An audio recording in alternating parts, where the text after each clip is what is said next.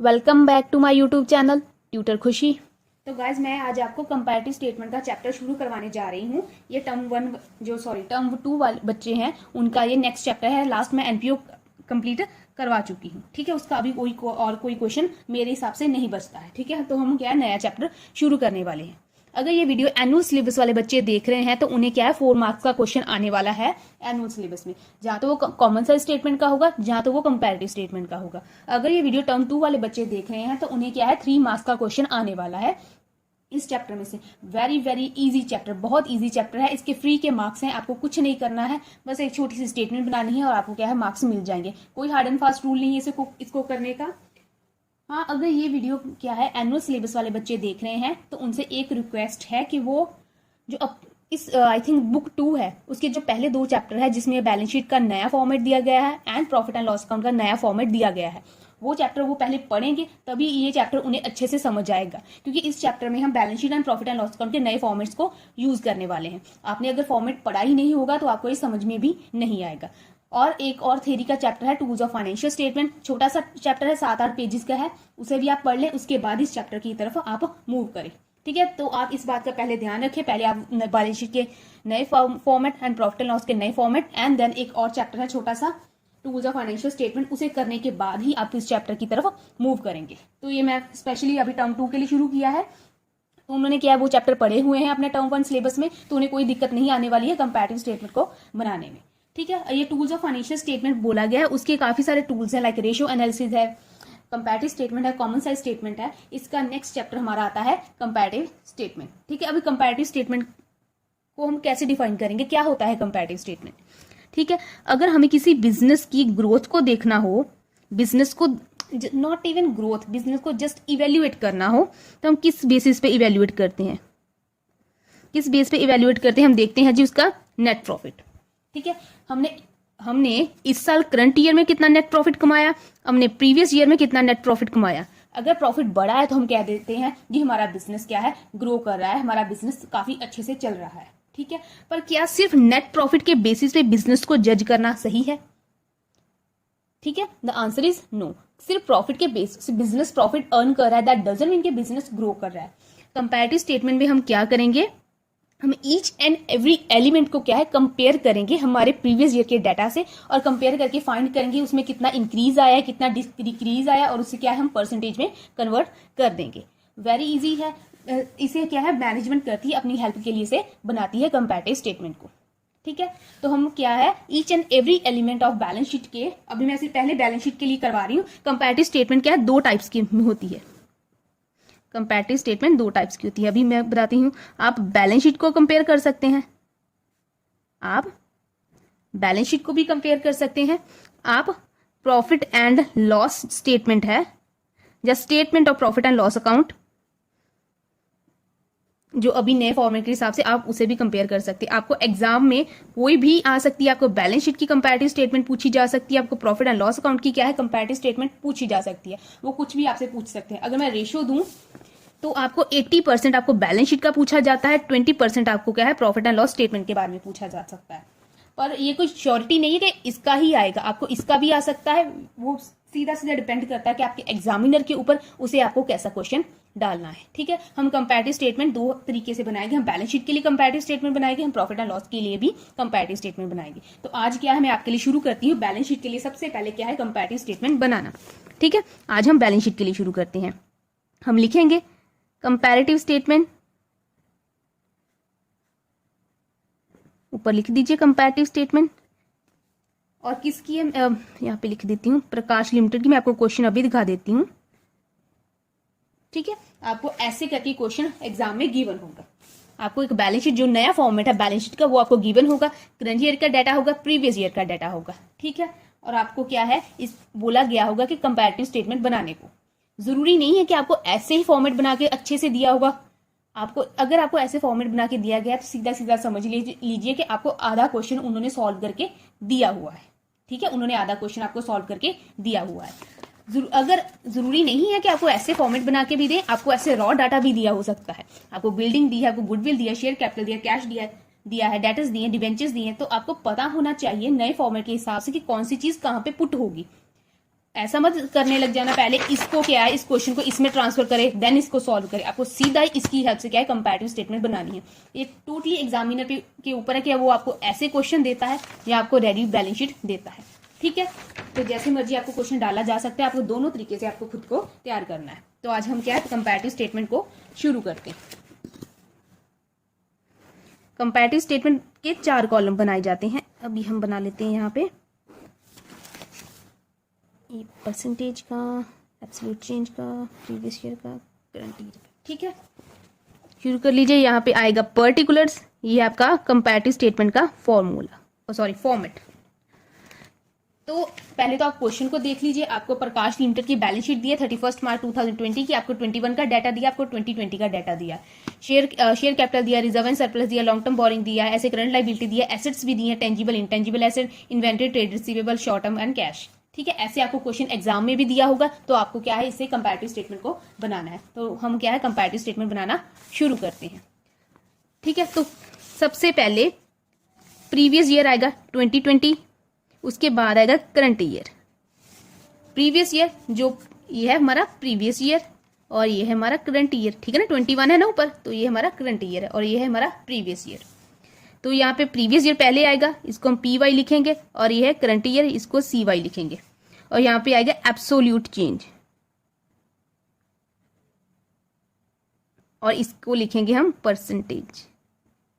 ठीक है, आप इसे ए बी सी और डी नाम भी दे सकते हैं अपनी हेल्प के लिए। तो हम क्या कंपैरेटिव स्टेटमेंट बनाना शुरू करते हैं। सबसे पहले आएगा equities and liabilities, equities and liabilities.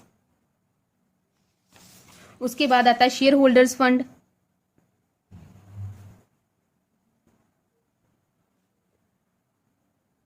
उसके बाद में आता है हमारा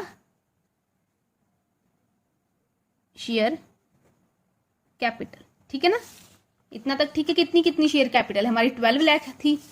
2020 की बात करें, 2020 का पहले आएगा, 21 का बाद में आएगा। कितनी थी? 12 लाख थी, और 21 में कितनी होगी? 15 लाख। तो लिख दीजिए 12 लाख और 21 में कितनी हो गई? 15 लाख।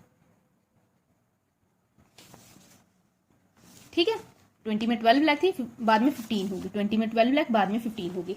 एब्सोल्यूट चेंज में क्या आएगा? कितना चेंज हुआ है, कितना चेंज कितना आया? 12 लाख से 15 लाख होगी। चेंज कितने का आया? चेंज आया है 3 लाख का। इसमें आ गया एब्सोल्यूट चेंज।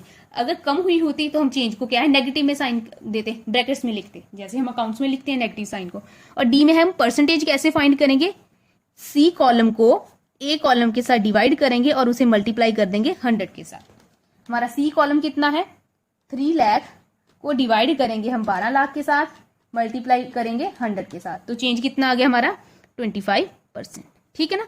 सी कॉलम जो चेंज आया है उसे डिवाइड करना है इस वाले कॉलम के साथ, बेस ईयर के साथ, प्रीवियस ईयर के साथ। तो हमारा परसेंटेज आ गया। ऐसे ही हम क्या है रिजर्व एंड सरप्लस का फाइंड करेंगे। रिजर्व एंड सरप्लस कितना दिया है? 2 लाख से 2 लाख है 2020 का, और 21 का कितना है? 3 लाख। 2 लाख है इसका और 3 लाख है 20। कितना चेंज आया है? 1 लाख का। 1 लाख बढ़ गया है, तो कितना बढ़ा है? 1 lakh divided by 2 lakh into 100, that is 50%। 1 lakh divided by 2 lakh और इंटू 100। तो ऐसे करके ये क्या है हमारा परसेंटेज आ गया। उसके बाद आता है हमारा non current liabilities. Non current liabilities आता है और उसमें क्या आएगा हमारा? Long term borrowing.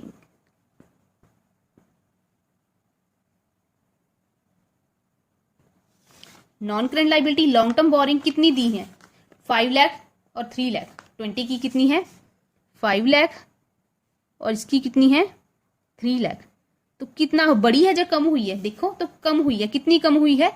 2 लाख कम हुई है। कम हुई है तो नेगेटिव साइन। तो परसेंटेज फाइंड करो। 2 lakh divided by 5 lakh into 100, कितना कम हुआ है? 40%। तो परसेंटेज भी क्या है हमारी नेगेटिव में ही आएगी। उसके बाद आएगा हमारा करंट लायबिलिटीज। ठीक है, अब करंट लायबिलिटीज, ठीक है ना। करंट लायबिलिटीज आपको गिवन है, ट्रेड पेबल गिवन है और आपको शॉर्ट टर्म प्रोविजन गिवन है। तो सबसे पहले हम क्या है ट्रेड पेबल्स कर लेते हैं। अब ट्रेड पेबल्स कितने दिए हैं हमें? 1,20,000 और 1,50,000। ठीक है ना, 20 का बाद में है और 21 का पहले। तो 1,20,000 से 1,50,000 हो गए हैं। कितने बढ़ गए हैं? 30,000 बढ़ गए हैं। तो 30,000 बढ़ गए हैं, कितना परसेंटेज बढ़े हैं? 30,000 डिवाइडेड बाय 1,20,000 इंटू 100, तो ये क्या 25% बढ़ गए हैं। ठीक है, ऐसे हम ईच एंड एवरी एलिमेंट को क्या है कंपेयर करेंगे। अब कंपेयर इसलिए करते हैं ताकि मैनेजमेंट जो है, जो डिसीजन मेकिंग कंसर्न है, वो ये जान सके कि हमारी हर एलिमेंट है वो कितना बड़ा है, उसमें कितना चेंज आया है। अगर कम हुआ है तो उसके रिगार्डिंग वो क्या है डिसीजन लेते हैं, तो कम हुआ है तो क्यों हुआ है, बड़ा है तो उसके रिगार्डिंग वो देखते हैं तो क्यों बड़ा है। उसको क्या है डिसीजन लेने में, बिजनेस के जो डिसीजन लेने में उसको क्या है हेल्प मिलता है। ठीक है, तो इसलिए क्या है वो कंपैरेटिव स्टेटमेंट को बनाते हैं। ये कोई अकाउंट्स का पार्ट नहीं है, जो फाइनल अकाउंट्स बनते हैं उसका कोई ये पार्ट नहीं है, ये मैनेजमेंट बनाती है अपनी हेल्प के लिए। ठीक है, अब ये आ गया चेंज का कॉलम और ये है परसेंटेज।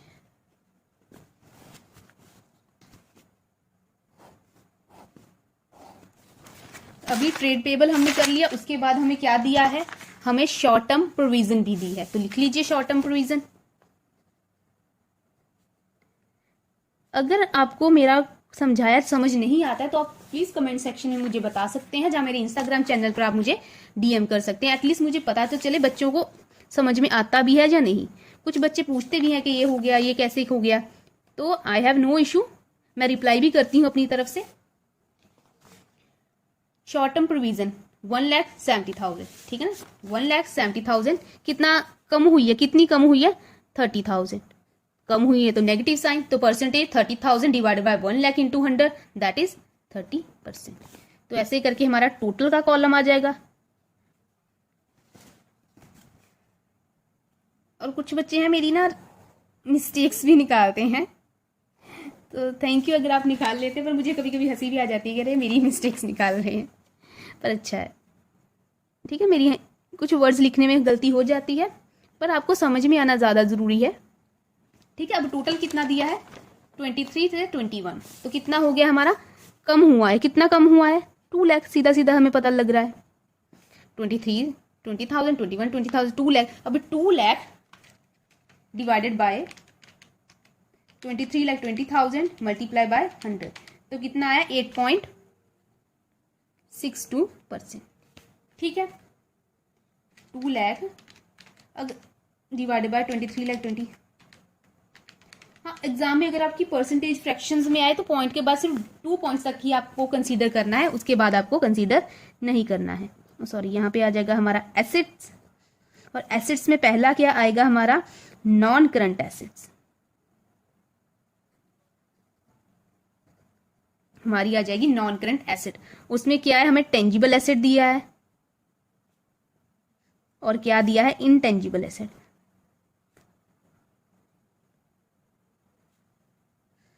और आपको पता है टेंजिबल इंटेंजिबल एसेट क्या होती है? मैं नहीं बताऊंगी, आपने लास्ट पढ़ा है, ये तो बेसिक नॉलेज है, आपको पता होनी चाहिए। 14 से 15 लाख, 14 आएगा, 14 से 15 लाख हो गई है, 14 20 का है, 15 लाख हो गई है, तो 1 लाख बढ़ गई है। तो परसेंटेज कितना आएगा? 1 lakh divided by 14 lakh into 100, 1 lakh divided by 14 lakh into 100, तो ये आ गया 7.14, ये है 7.14%। उसके बाद इंटेंजिबल का कितना दिया है? 3 लाख एंड 2 लाख, 3 लाख से 2 लाख हो गया है, तो कम हुआ है, कितना कम हुआ है? 1 लाख। तो परसेंटेज फाइंड कर लीजिए, 1 lakh divided by 3 lakh into 100, तो ये आ गया 33.33%। उसके बाद में आता है करंट एसेट्स।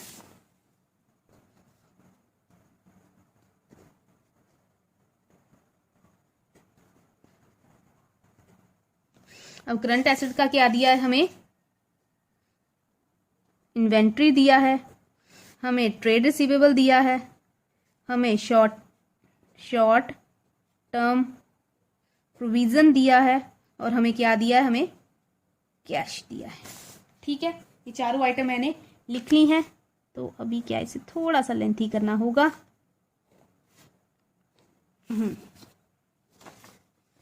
तो अभी क्या है, इन्वेंट्री 150 से 1 50,000 से 1,20,000 हो गई है। ठीक है ना, आप इन्वेंट्री देख लीजिए, 150 से 120 हो गई है, तो 30,000 कम हुई है तो नेगेटिव बैलेंस।